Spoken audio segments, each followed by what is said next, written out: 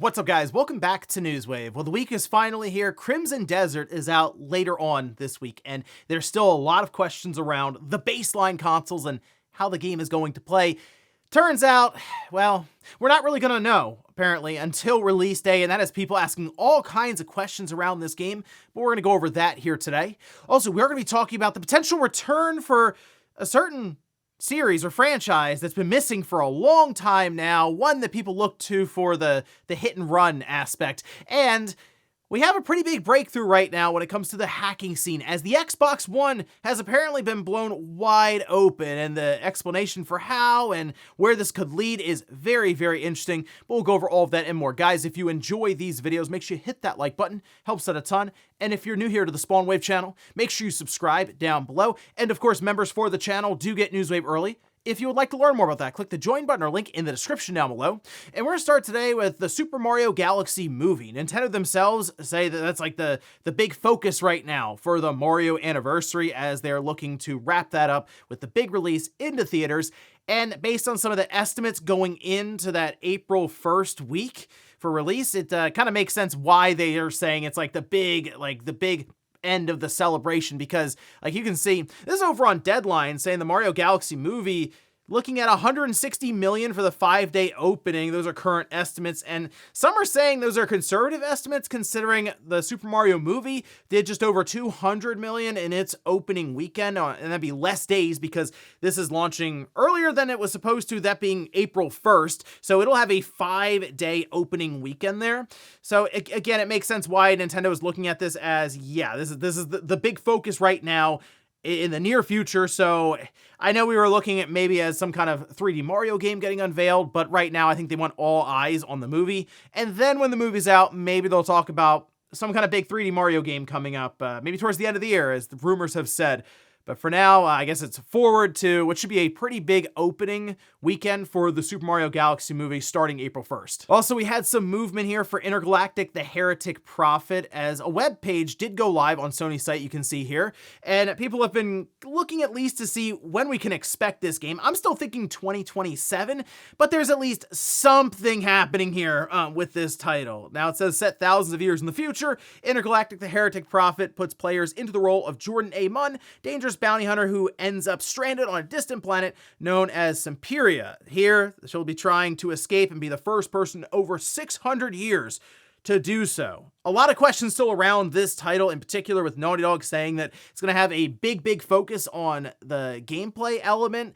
And like Last of Us Part 2 still has very good gameplay, but it's certainly a title that's focused, I'd say, more on the narrative. That's at least the thing that most people will talk about and even remember from that game. So I'm kind of curious what they do here with something that looks a bit more like arcade action-y. I mean, it's definitely not as grounded, I'll say, as Last of Us, although that's how grounded is that technically with all the stuff happening in the game around the main characters. Still, though, very curious to see kind of the sci-fi take on a world from Naughty Dog. Here's hoping they're ready to talk more about it this year, because I think they're going to line this up as one of the last big hurrahs for the PS5 in 2027, as we then head towards the PS6. Oh, and we should be hearing more information around Starfield and its future, which should include the PlayStation 5 release, and this we can see is over on their official Bethesda Game Studios account, saying we ran this by Todd, and he said his only visionary power is seeing running lanes in EA College Football 26. He appreciates all the passionate feedback on Starfield, and will have more to share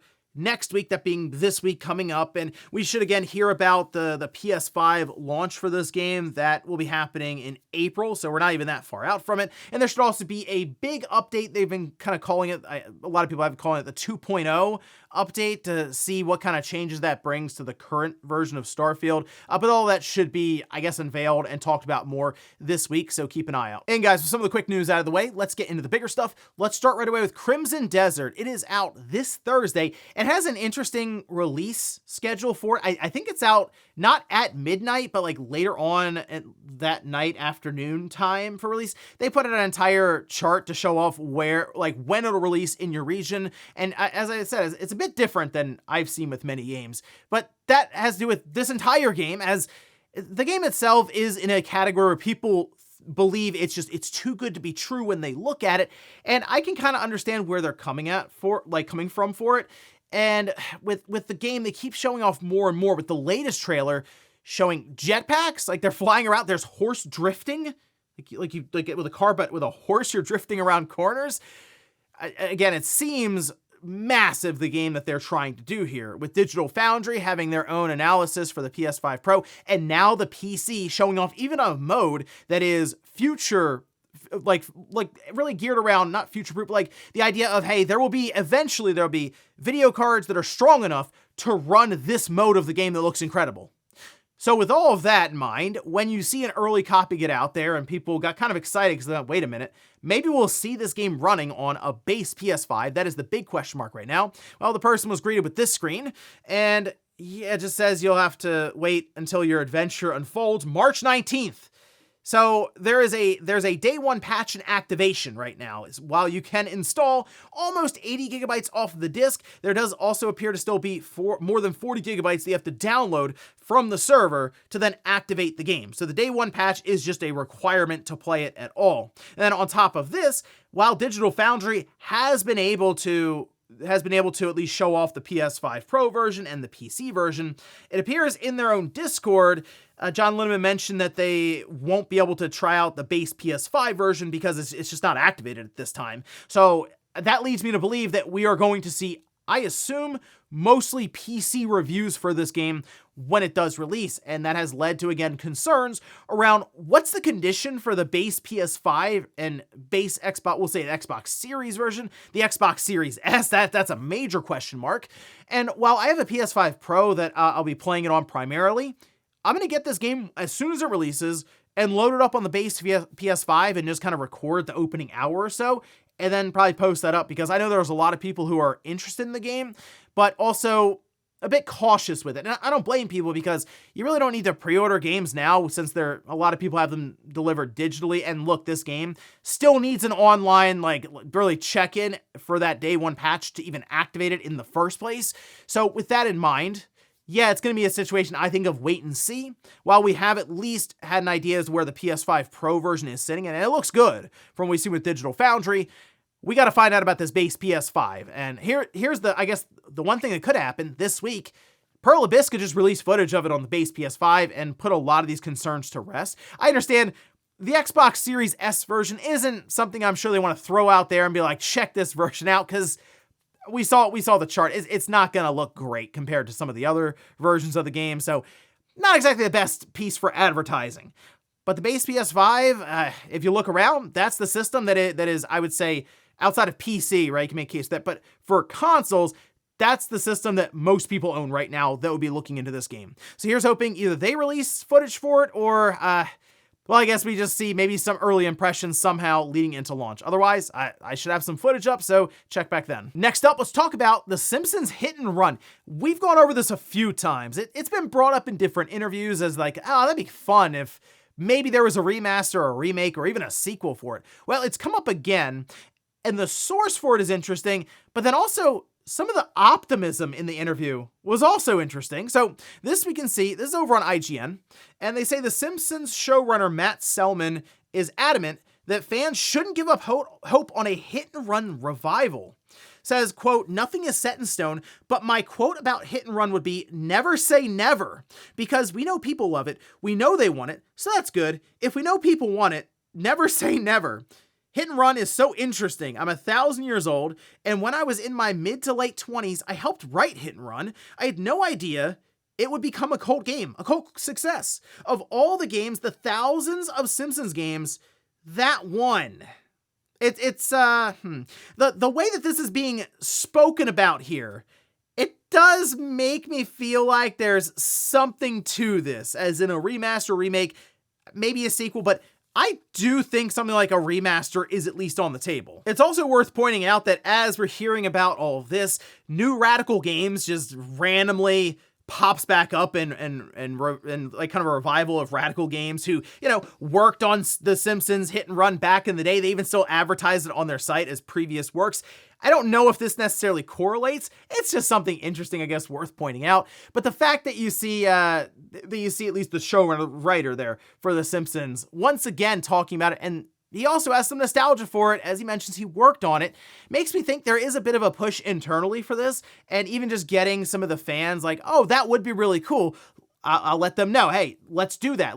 I would be interested in a hit and run remaster, a remake, a sequel. I think the best course of action here, that would be of course low risk, but would still be a lot of fun, is just a remaster of hit and run. And it would also allow them to kind of test the market and see if there is enough interest to warrant a sequel. So that, I think, is the path forward here. I know that I'm sure there's all kinds of licensing and all kinds of stuff that have to be worked out here through different corporations, especially going that far back. I mean, it's a different time period there for the original hit and run, but man, if they could make that work, that would be one of those moments at like a summer game fest or a game awards show that I think would get some people pretty excited and jumping out of their seat. And not even necessarily just for the Simpsons hit and run, but a Simpsons game in general. I don't know if people have realized this. We used to get a fair amount of Simpsons games back in the day, the PS1, PS2 era. We really haven't seen any really. Simpsons tapped out on phones, but we had the Simpsons game back in the day on the PS3 and the 360, and we had a Simpsons arcade recently. That was kind of cool. Otherwise, nothing. So if anything, it'd be like, oh wow, maybe there is some renewed interest in the video game sector for The Simpsons. So here's hoping this does eventually materialize into something, because it seems to me like all parties involved are interested and they just have to convince the higher ups that it's worth pursuing. Next up, let's talk about a big breakthrough in the hacking scene, and that does involve the Xbox One. I think it's worth bringing up now because if you would want to hack an Xbox One, there is currently a certain type that you need to get, and they go over it a bit in their presentation, but from what I could tell, it's one of the original 2013 Xbox One models.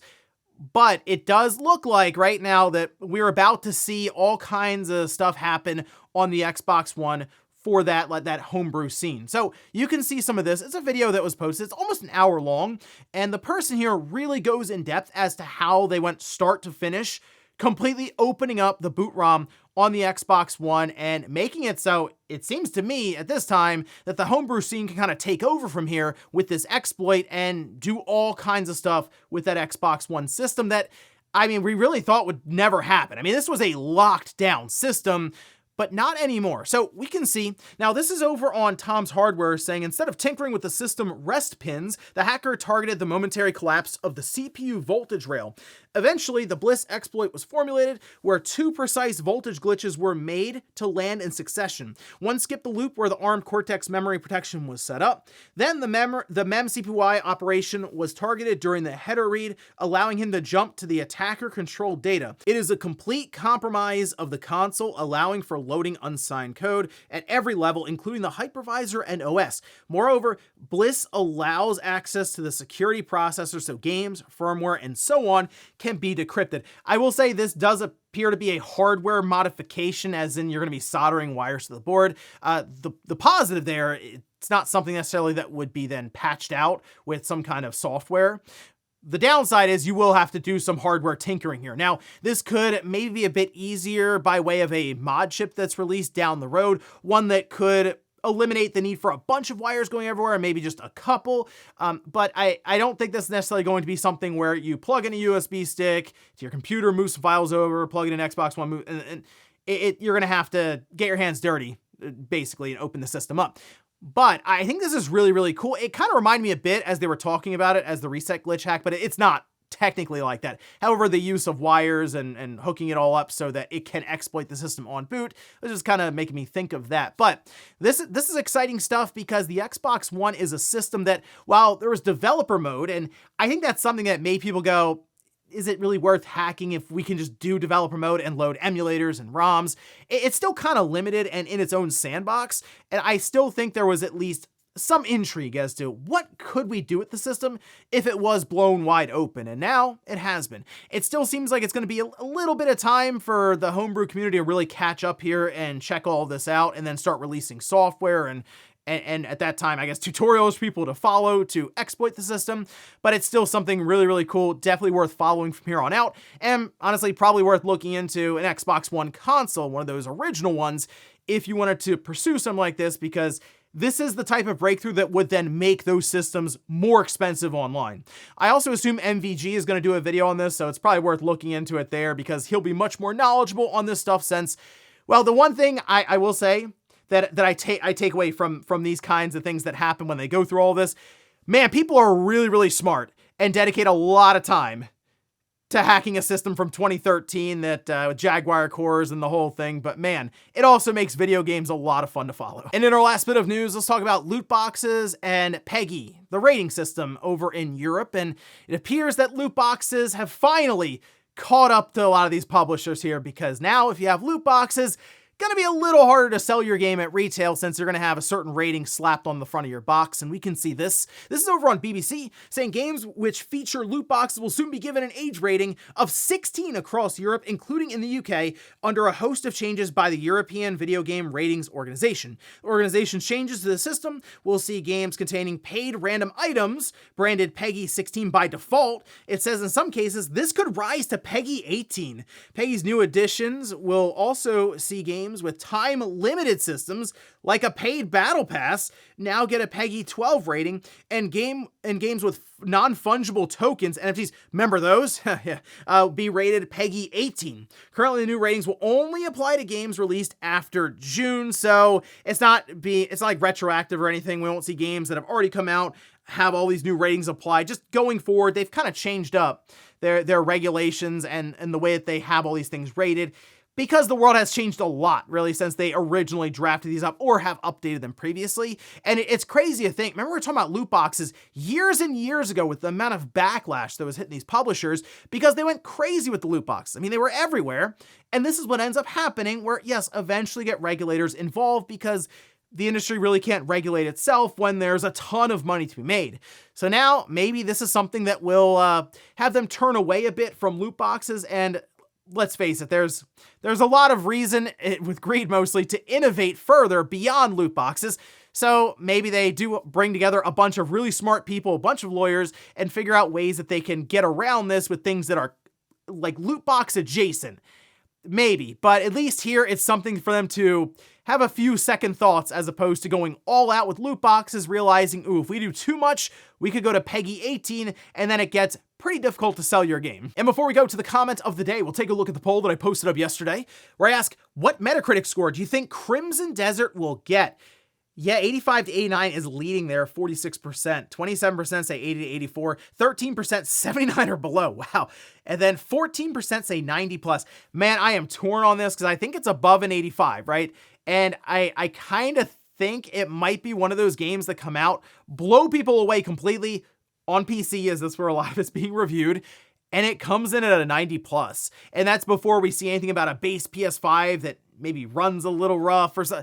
So it actually wouldn't shock me if this game came out and it settled at a 91 or a 92. It's just everything that's being shown looks like obscene. And then we see John Linneman at Digital Foundry say, no, wait, the game actually is pretty awesome from what I've seen so far. And I've seen a few other early impressions as well. The thing is, the game is massive. So even playing for the first 10 hours, it does seem like you're still just scratching the surface on a game like this. So I think it's gonna be kind of difficult to review, but because even the early parts of it are blowing people away, it might be one of those situations where even some reviews who can't finish the game in time will still be outright impressed by the first 30 or 40 hours of the game. So I'm kind of thinking 90 plus, and if I had to take a guess right now, I might say like a 92, but I guess we'll find out here in a couple of days leading into that Thursday release. And we'll finish up with the comments of the day, as you're seeing here. This is from Fern, who says, every time I hear next gen, I'm like, whoa, take it easy, buddy. Then I remember these consoles launched basically 6 years ago. Insane. That happens a lot with the passage of time and people saying they're not really interpreting it correctly. They go, well, the PS5 just came out, right?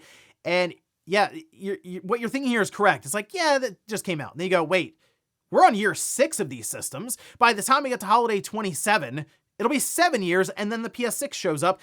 That's about right for what we've seen previously. This has just been a weird generation, especially to start with COVID and the supply shortages and how dev time seemed to get kind of elongated there. And in some cases for Sony, live service games getting canceled and full-on resets for development for studios that probably would have had at least 2 games out this generation. Now they're just scrambling to get one new like original title out. So it's just been a very, very strange generation overall. But still, yeah, 7 years, you start to think about the next system, and I think that's the path Sony's taking. The one that's really gonna hit people hard is March of next year, when everyone looks around in that first week and goes, oh, the Switch 1 is 10 years old. It's a full decade old now. It's like, man, where did the time go? And ladies and gentlemen, that's gonna do it here for Newswave. If you enjoyed this video, guys, hit that like button. If not, hit the dislike. Leave comments down below about everything we talked about here today. If you missed last week's Newswave, I'll leave it up here on a card. Or maybe you wanted to hear more about the MacBook Neo and what Apple didn't necessarily say about the internals, especially. I did a full teardown on this new MacBook, and I'll leave that in a video right below. Thanks guys for watching, and I'll see you next time.